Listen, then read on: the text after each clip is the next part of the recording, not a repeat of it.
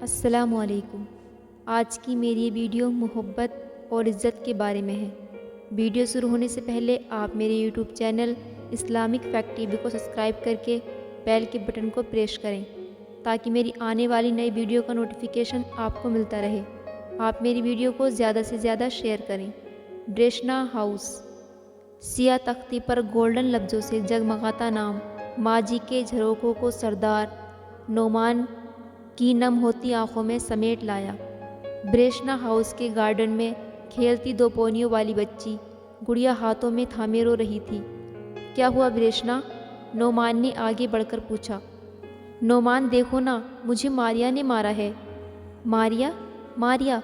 نعمان غصے میں دہاڑا۔ کیوں بریشنا کو مارا ہے تم نے؟ بھیا اس نے بھی مجھے مارا ہے نا؟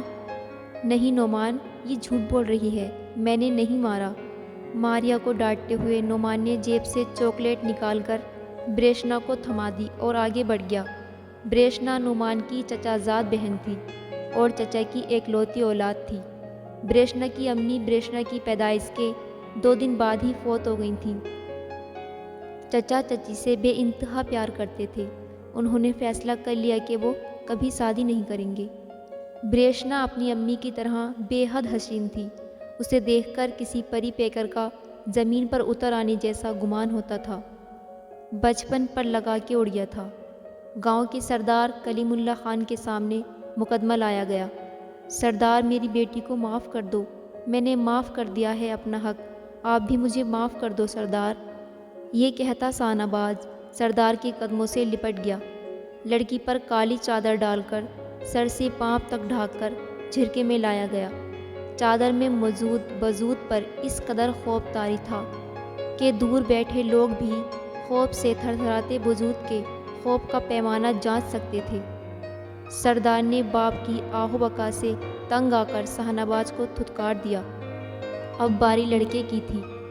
میلے لباس میں بال بکھرے ہوئے، کالی مردانہ شال میں لپٹا ہوا گلشا پاس والے گاؤں کا مکین تھا، جس نے شانہ باز کی بیٹی سے محبت کی اور پھر دونوں نے بھاگ کے شادی کر لی۔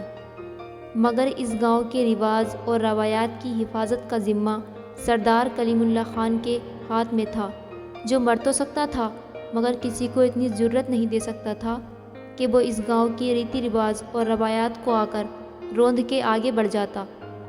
مگر یہاں بات رواجوں سے بڑھ کر عزت پر آ گئی تھی۔ پاس والے گاؤں کا سردار اور معتبر لوگ بھی جھرکے میں شامل تھے اور لڑکے لڑکی کی معافی کے گواہ تھے۔ منشی سب کے بیچ کھڑا دونوں طرف کے لوگوں کی مشترکہ صلح کی خواہش کر رہا تھا۔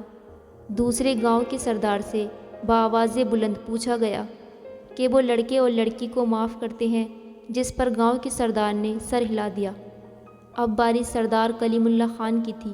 اس کی آنکھوں میں غصے سے خون اترا ہوا تھا۔ پلک جھپکنے کی دیر تھی، فضا میں فائر کی آواز گونجی۔ کالی چادر میں لپٹا وجود ہوا میں لہرایا اور زمین پر فوش ہو گیا۔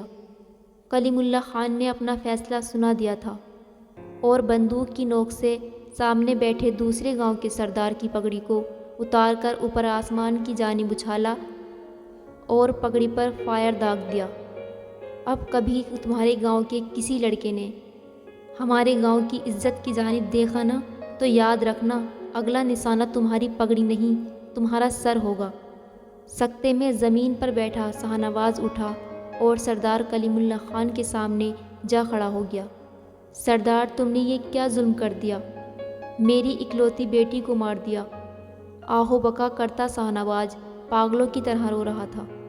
سردار کلیم اللہ خان ایک ادائے بے نیازی سے اٹھا اور بلند آواز سے کہتا آگے بڑھ گیا، اس کی بیٹی کی جگہ اگر میری بیٹی بھی ہوتی نا اور گاؤں کی عزت نموز سے کھیلتی تو اس کا بھی یہی حشر ہوتا۔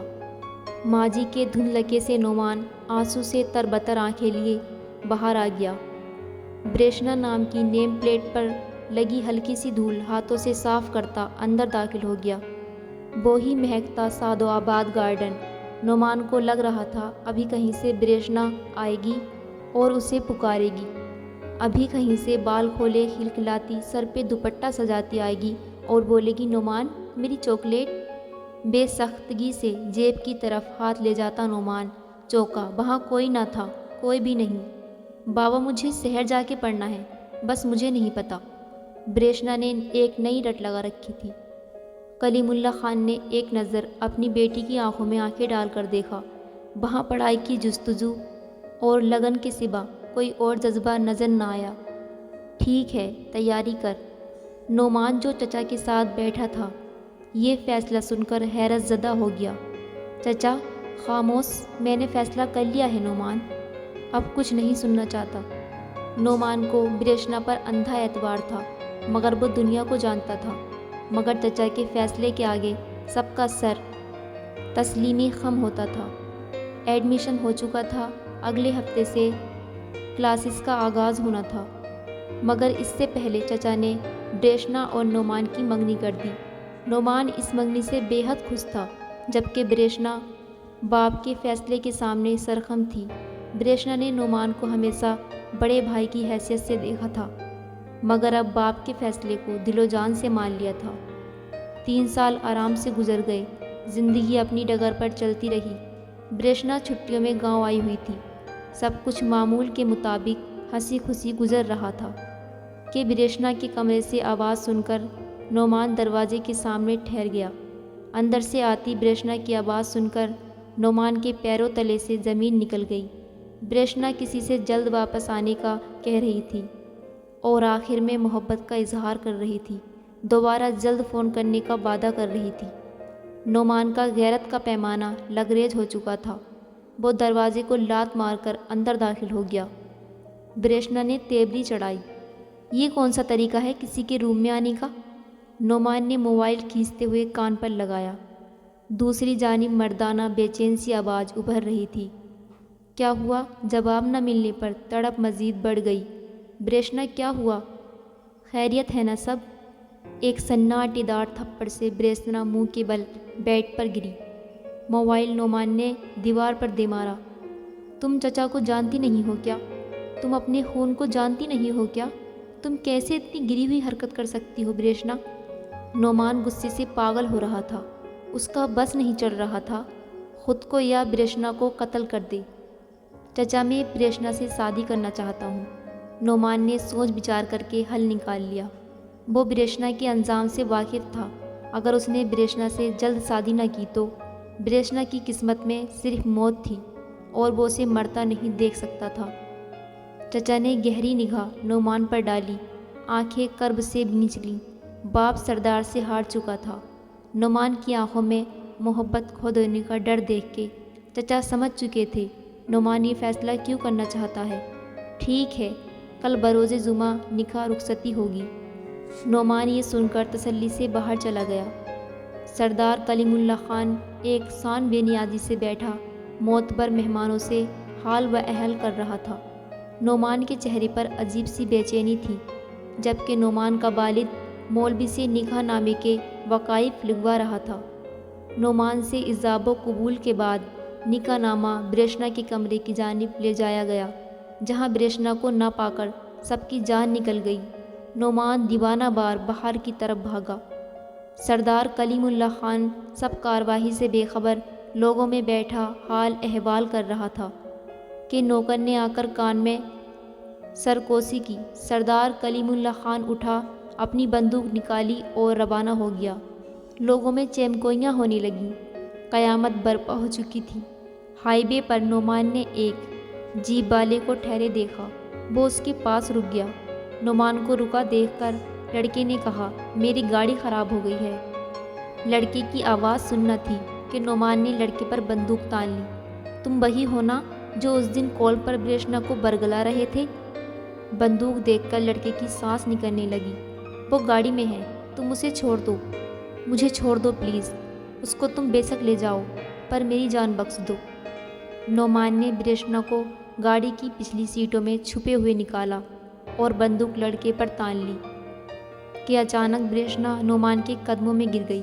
اسے جانے دو نعمان، میں آپ سے شادی کروں گی، میں کہیں نہیں جاؤں گی، پر اس کی جان بخش دیں۔ نعمان نے دہاڑتے ہوئے کہا، تم نے اس بے غیرت کے پیچھے اپنے باپ کی پگڑی مٹی میں رون دی جو تمہاری حفاظت بھی نہیں کر پایا، اپنی جان جانے کے ڈر سے تمہیں میرے حوالے کر رہا ہے۔ اس سے پہلے بریشنا کچھ کہتی، نعمان بندوق کی گولیاں لڑکے کے سینے میں اتار چکا تھا۔ بریشنا سکتے میں کھڑی تھی۔ اس کا مرنا ضروری تھا۔ میں نہیں چاہتا چچا کو پتہ چلے کہ تمہاری زندگی میں کوئی آیا تھا۔ نعمان بریشنا کو واپس بریشنا ہاؤس لے گیا۔ نکاح خواہ نے نکاح پڑھایا۔ کسی کو کانوں کان خبر نہ ہوئی کہ سردار کلیم اللہ خان کی بیٹی گھر سے بھاگ گئی تھی۔ سب ایک دم سے سردار کلیم اللہ خان کی محفل چھوڑ جانے پر پریشان تھے۔ پھر سب نکاح ہو جانے کی خوشی میں روایتی ناچ گانے میں مصروف ہو گئے۔ رات عروس پر آئی تو جشن تھم گیا۔ سردار کلیم اللہ خان کو بریشنا کے لوٹ آنے کی خبر ملی، مگر بھائی کے کہنے پر خاموش ہو گیا۔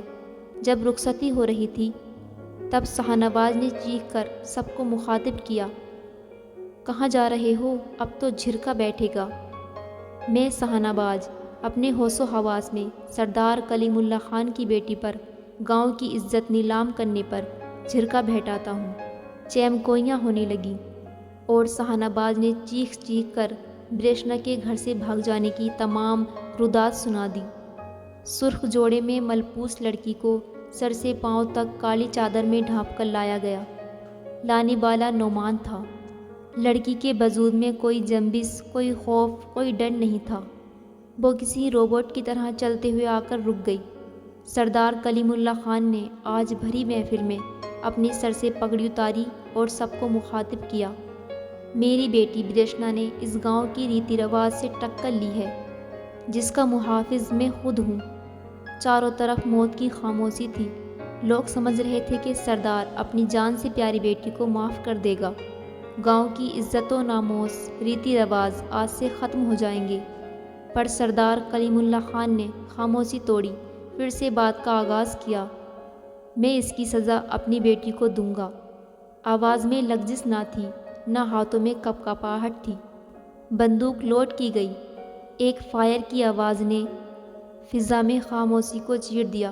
سرخ لباس میں ملبوس بندوق نے باوا کی آواز کو زمین پر گرا دیا۔ یکے بعد دیگرے 12 گولیاں بریشنا کے وجود پر سردار کلیم اللہ خان نے داغ دی۔ کلیم اللہ خان پلٹا، اپنی پگڑی اٹھائی، سر پر رکھی اور خاموشی سے آگے بڑھ گیا۔ نعمان جو اپنی جان سے عزیز بیوی کی سو آنکھوں کے سامنے کی موت کو برداشت نہ کر پایا، وہیں بے ہوش ہو کر گر گیا۔ شاہنواز نے ڈھول والے سے ڈھول لے کے پیٹنا شروع کر دیا۔ میری بیٹی کو انصاف مل گیا، آج انصاف مل گیا میری بیٹی کو۔ ڈھول کی آواز اعصاب سکند تھی۔ کسی میں اتنی ہمت نہ تھی کہ شاہنواز کو روکتا یا بے ہوش نعمان کو سنبھالتا۔ ڈھول بجتا بجتا رک گیا۔ شاہنواز ڈھول کی آواز کے رکتے ہی دم چھوڑ چکا تھا۔ بریشنا کو رات کے اندھیرے میں بریشنا ہاؤس کے احاطے میں دفنا دیا گیا۔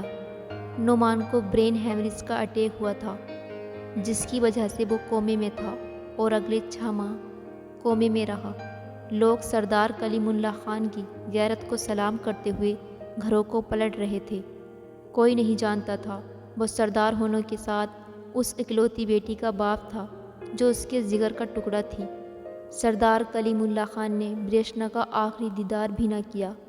آج گاؤں والوں کو علم ہوا تھا کہ دستار یعنی پگڑی کا بوجھ ہر رشتے سے براتر ہو کے اٹھایا جاتا ہے۔ نعمان نے گارڈن میں بنی قبر سے نظریں چرانے کی کوشش کی، مگر دل میں موجود محبت کی قبر سے کیسے نظریں چراتا۔ وہ بریشنا کی قبر کی جانب لپکا، وہاں پر موجود سردار کلیم اللہ خان کا سسکتا وجود دیکھا۔ کافی دیر بعد نعمان نے آواز دی، بابا سائیں۔ وجود ساکت تھا۔ نعمان نے بابا سائیں کے کندھے پر ہاتھ رکھا اور لڑکھڑا کر ایک سمت کو بے جان سے ڈھلک گئے۔ نعمان آج باپ بیٹی کی قبروں کے درمیان بیٹھا سوچ رہا تھا، محبت اور دستار کا قرض جان دے کر اتارا جاتا ہے۔ یہ قرض مرد اور عورت کی زندگی میں لازمی آتا ہے۔ محبت جب پگڑی سے ٹکراتی ہے تو پاس پاس ہو جاتی ہے، جبکہ پگڑی اس ٹکراؤ میں توازن کھو دیتی ہے اور زندگی کی جنگ میں پچھتاوے، دکھ اور آنسو سمیٹ کر دستار کے محافظ کا وجود اس قدر تھک دیتی ہے کہ لمحہ لمحہ مضبوط دکھائی دیتا شخص موت کی آہوز میں کھو جاتا ہے۔ یہ سچ ہے، محبت اگر عزت سے ٹکرا جائے پھر یا تو محبت پاس پاس ہو جاتی ہے یا پھر محبت بھرا وجود